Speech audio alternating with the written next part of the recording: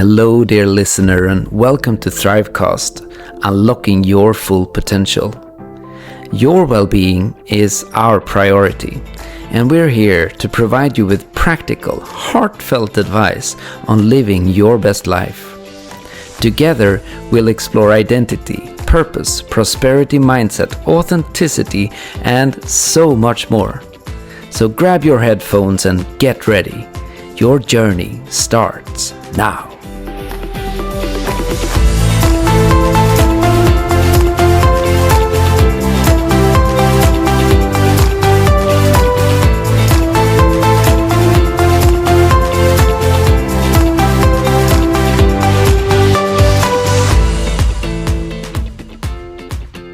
So welcome everyone to ThriveCast, unlocking your full potential. I'm Oscar. I'm an emotional fitness coach, and I help people embody their higher self so they can live their true purpose. And with me today, I have Katarina Hansens Carlson. Please, Katarina, would you introduce yourself to our listeners? Thank you, Oscar. So I'm a global speaker. I'm a psychotherapist. I'm an entrepreneurial consultant. And that's enough. So today we're going to talk about trauma. So you're an expert, Oscar, on trauma and healing trauma. How do you define trauma? I would define trauma simply as if you have a painful memory, if you have something in your life that you feel like, I never really got to resolve this, that is an indication of trauma. And trauma can be in many different ways. It can start as a tiny thing way back where you simply weren't cared for. You didn't get the hug you need. You didn't get the smile you needed. You didn't get the words that you were longing for. And that in itself then starts building a momentum inside of you where you start building on to this story that the trauma is creating inside of you. So essentially, to keep it really simple, trauma is happening in your life where simply you didn't get your need fulfilled in whatever way that was supposed to look like. What would you add to this, Katarina?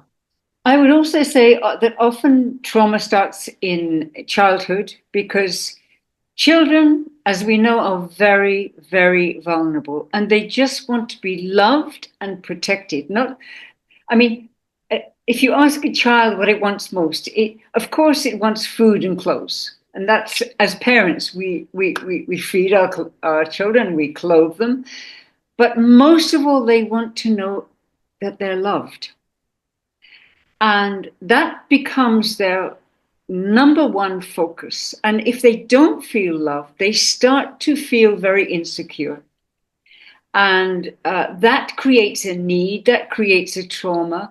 If they're abused, physically abused, if they're sexually abused, that trauma can be almost for life. Well, it can be for life unless it's healed. And all trauma can be healed.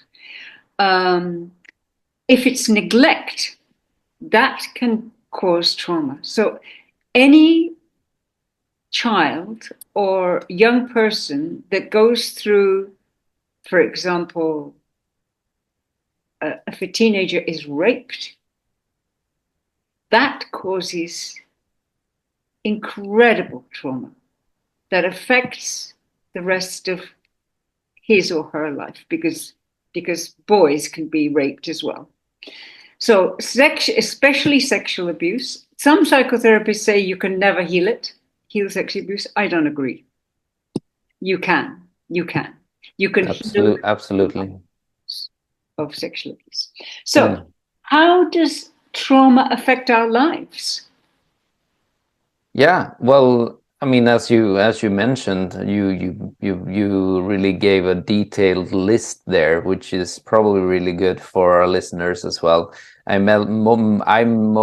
mainly held it quite general because I want people to understand that even the tiniest thing can be a trauma. It does not, because what someone says to someone might be much more painful to that person than it is to someone else, depending on what type of filter, depending on how self-assured we are inside of ourselves. And as children, obviously, we are very, very, very vulnerable. So just a glance, just a look, just a way, just the tonality is enough in order to cause a breakage in the self-assuredness inside of that child, in the self-confidence, in the self-sense, and all of this. But let's go to what can happen if you're subjected to trauma. Essentially, it's like you, as I said, you build a momentum. So you start molding your personality in a way that causes you not to get that trauma again. But what happens is that you usually shut off a part of yourself. And so when you shut off that part of yourself, you're also disabling yourself of being in certain type of environments, certain type of situations. And so you start becoming a half human being. And in the beginning, you won't really notice that something is amiss. But after a while, you might notice it's like, oh, well, I'm unable to get certain things in life. I'm unable to fulfill my will in the way that makes me feel happy and fulfilled and loved. I'm unable to really put forth myself in a relationship and so forth. Like, for instance, if we take this sexual trauma, I mean, it can play out in so many ways. But let's say that this person come to a point where they're sexually active, but they might feel incredibly insecure in the bedroom, and they might be incredibly insecure in terms of assertiveness and really telling the other person of what they want. This goes on so many levels, and essentially what trauma ultimately does, it stops you from being free in whatever way that looks like. Freedom to talk to people, freedom to express your needs, freedom to move towards what actually is fulfilling in your life. Trauma lies as a complete and utter blockage that stops that from happening. So it shuts off your ability to have happiness in your life. And you, Katarina, what would you say? Thank you. Well, let's take an example. If, for example, I had a client who got very, very angry. I mean, like, almost uncontrollably angry if anybody walked into her in the streets, especially people with mobile phones, which happens a lot in Stockholm. People are on their mobile phones, bless them, and they're in another world, and they bump into people, and then they say sorry, and they move on. But if they say sorry to this person who was actually sexually abused, she goes wild, and tells them, okay, sorry is not enough. Wake up. And, it was traumatic for her for somebody to bump into her, because it was body contact that she didn't invite, which brought her straight back into the trauma, which brought her into a state of rage, absolute rage. So rage that's beyond the actual situation. Most people would say, oh, yeah, you bumped into it. Okay, sorry, no problem. Move on. But this person couldn't. In fact, she was so scared of walking on the street that, and sometimes she actually tried to make people wrong. She would deliberately, walk towards them because that was the way she was going, so that she would make them wrong, so she could be enraged with them, so she could be right. But what was her life like? No joy, no. But she did heal her trauma. She did, because she realized that anger was running her life. She was making people wrong. She wanted to be right, and it was ruining all her relationships, her job as well. And she healed it. So now she used that anger in therapy to the right situation. So she then used it with her, abuser. Of course, he or she was not there, but she used that in therapy to get to this huge sadness, because anger just covered the top of this huge well of sadness, of depression, of almost wanting to take her life. That's how deep it was. So, does it affect your life? Absolutely. So, if you have any kind of trauma, heal it. So, next question. What happens? I think I've answered this question myself, but what happens when you don't heal trauma? Yeah. Yeah, I think you answered it, but let's just go one level deeper. So, for instance, let's take this example of a woman, right? So she goes on with an enormous amount of rage. Now, what we do not, what we might not understand is that that's not just in those type of situations. That's a subconscious, unconscious rage. And that affects your cells because it causes adrenaline and cortisol to be in your body, like very much constantly. So it tears up your ligaments, it tears up your cells, and it can cause this rash. Sometimes when someone has an enormous rage, they are flaming inside, right? So they can almost get not blisters, but they can get eczema. Yeah, exactly. Which is the cause of most diseases. Yeah, exactly. Could you repeat what you were saying there? Inflammation. Yes, exactly. Inflammation, right? And inflammation causes a heat inside of our body, right? It's a detection of that, and so ultimately, if we so essentially, when you look at the medical established community and so forth, what might really be the root cause might not be your bad stomach or your intestines or that. It happens in your intestines because simply you haven't taken care of the root emotion that is underlying within your being. And so ultimately, if trauma goes unhinged, if trauma goes untreated, then it can truly affect your body, your health. It can affect you in so many ways.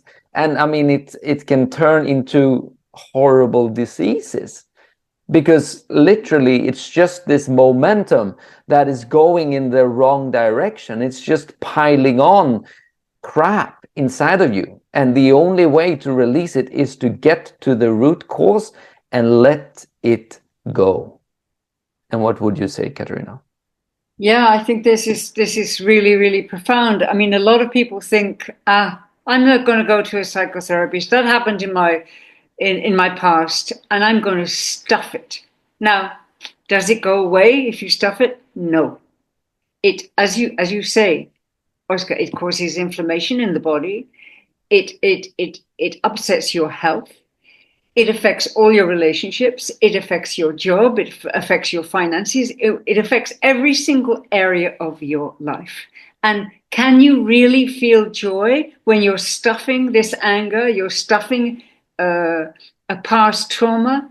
No, not really. So you go out, you become, as you said before, Oscar, a little bit, part of you kind of dies. So you're a little bit robotic. So you're not truly alive. You're not truly experiencing life. So, yeah, the alternative is go to a psychotherapist, get it healed.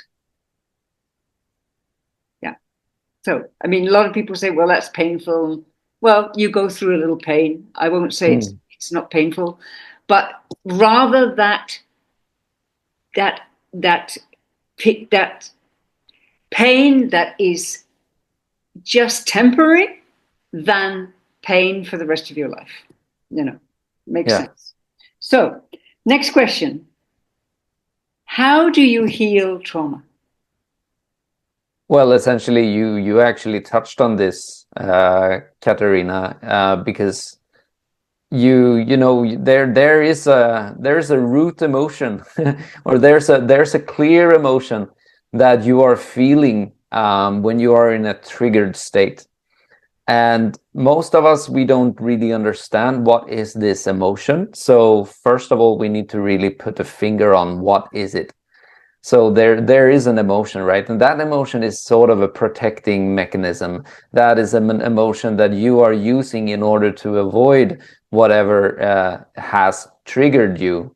And that emotion is also a little bit of the key to the trauma, right? So you need to go to that trauma and feel that emotion, because that emotion is what is moving underneath the surface. That emotion needs a release. And the way you release that emotion is because in that root memory, there is a need that needs to be fulfilled.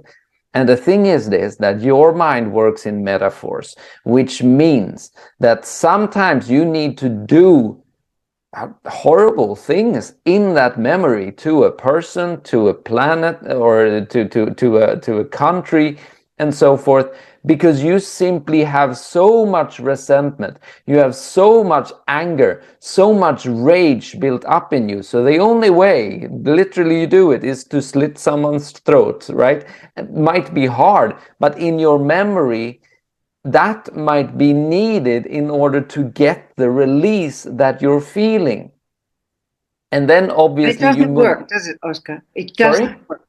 It doesn't work, right? What do you mean? may feel an immediate release. Well, the thing is this, it actually does work. The thing is that you might need to do that, but then this is the initial thing. Then you feel it completely, right? Because you need to look into what is it that you need to do there, right? It is because this is in a communication with your inner child. You see, your inner child has a need, and it has an idea of what that need means.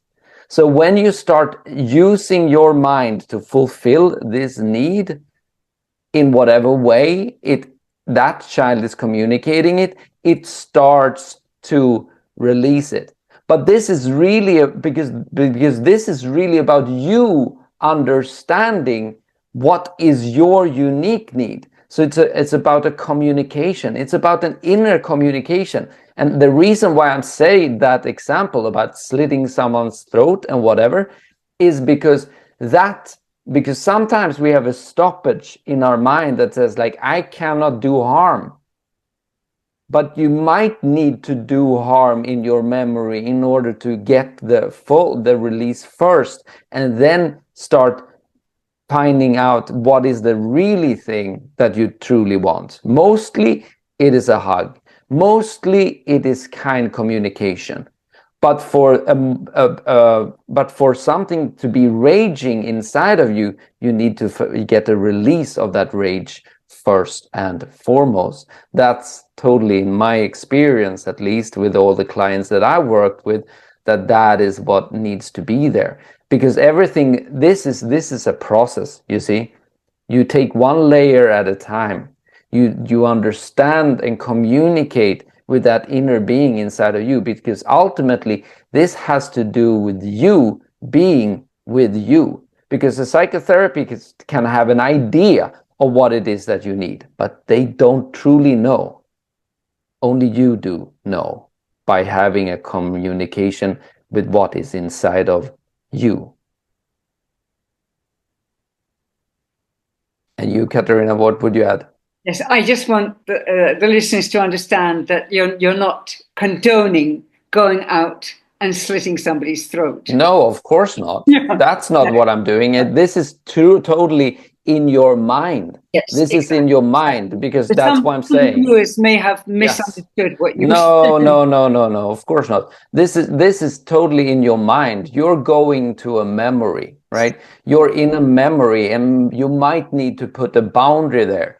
But your mind might not understand what that boundary is, you know, and you have an idea that, like, oh, I cannot express my rage. I cannot express my sadness. I cannot express my fear, you know.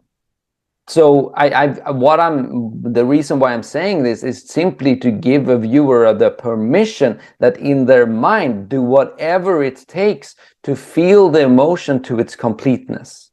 Okay, as part of the therapeutic process, right? Yes. Okay. Because if you think about teenagers who are enraged about school, about what their teacher has said to them, and they are so desperate that they'll take a gun into school and kill their classmates. Yeah. Obviously, that's Yes. not the way to go about it. Of course not. But we need to listen. We need to listen to them. So when we are traumatized, we react with fear, anger, guilt, all of the negative emotions that come out. So in therapy, we need to address those, and they need to be expressed 100%, like you were saying. What I do is for many years as a psychotherapist, I tried to get my client to express. Doesn't work. But when I express, when I list their anger, their rage against a certain person, when I express it, that helps them, because then they feel heard and then they express it. This is my methodology that I use. So we cannot change anybody. We cannot go into our past and change our mums, our dads, or our abusers, or whoever it was that hurt us in the past, our teachers, or whoever it was. But we can change ourselves. When we fully express our rage, our anger, our fear, our guilt, 100%, just to one person, maybe your therapist, then the healing process starts. Then there's another process where our inner saboteur, which is run by the reptilian brain, takes over when you're traumatized and will tell you that you're right.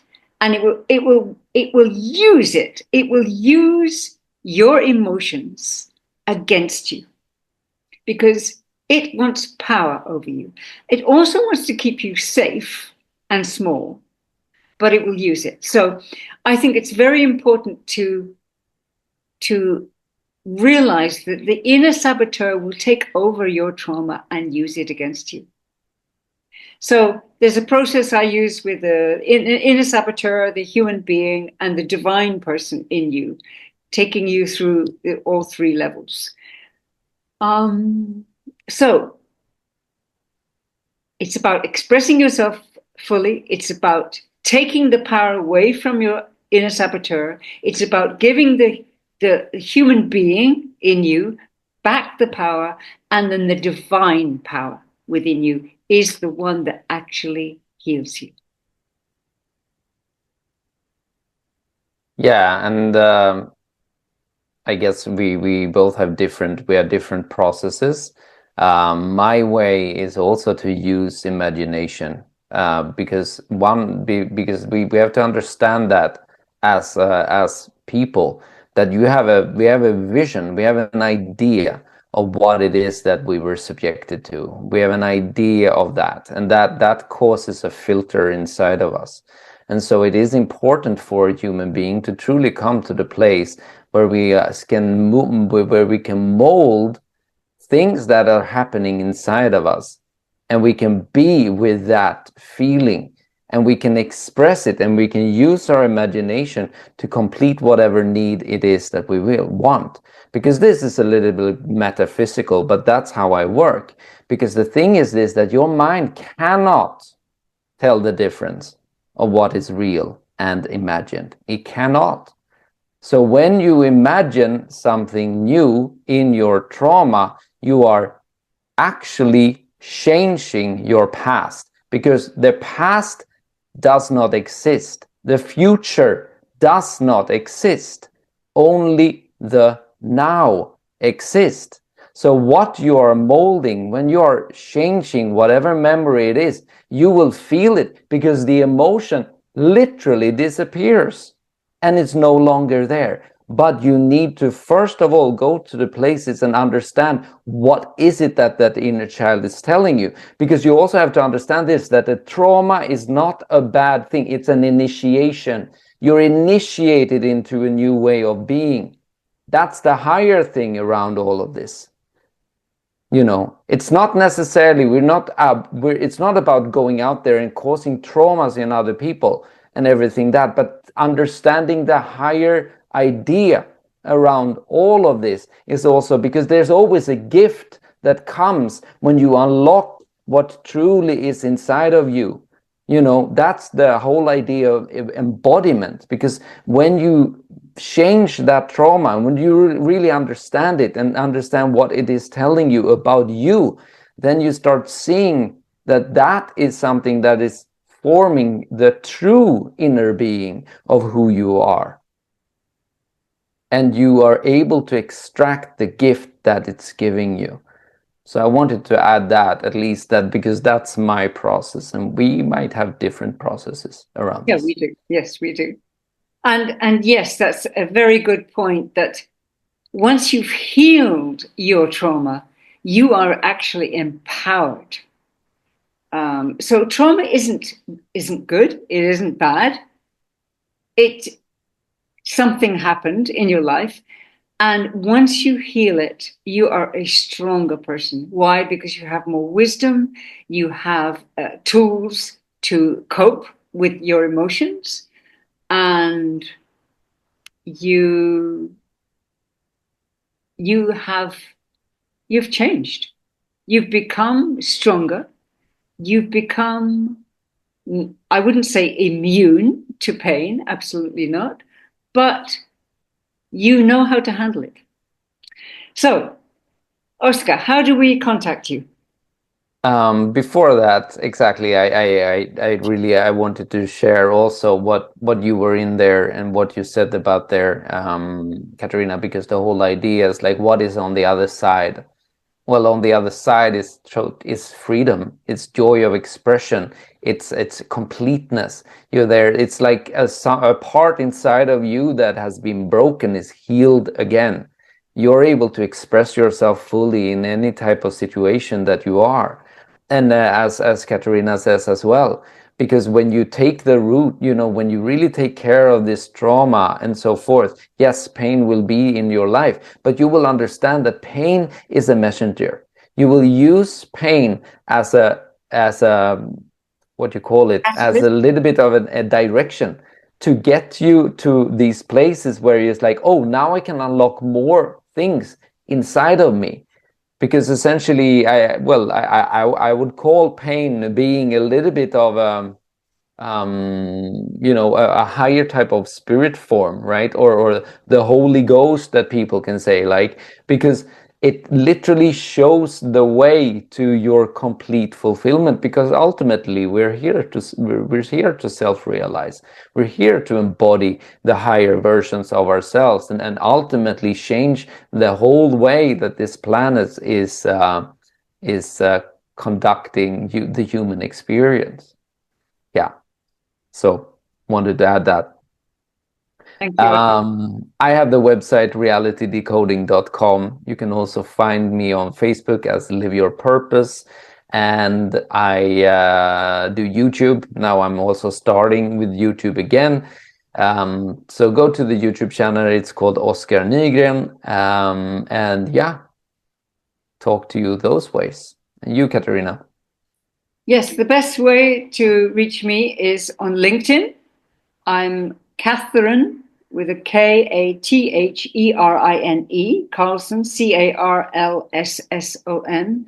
My brand name is Katarina Hansens Carlson, but reach me on LinkedIn, Catherine Carlson. So thank you for watching today. And what have we got next week? It's how to be unstoppable. What makes us unstoppable? Great topic. So Absolutely. thank you for viewing, and we'll see you next week. Yeah, thank you. Take care, everyone.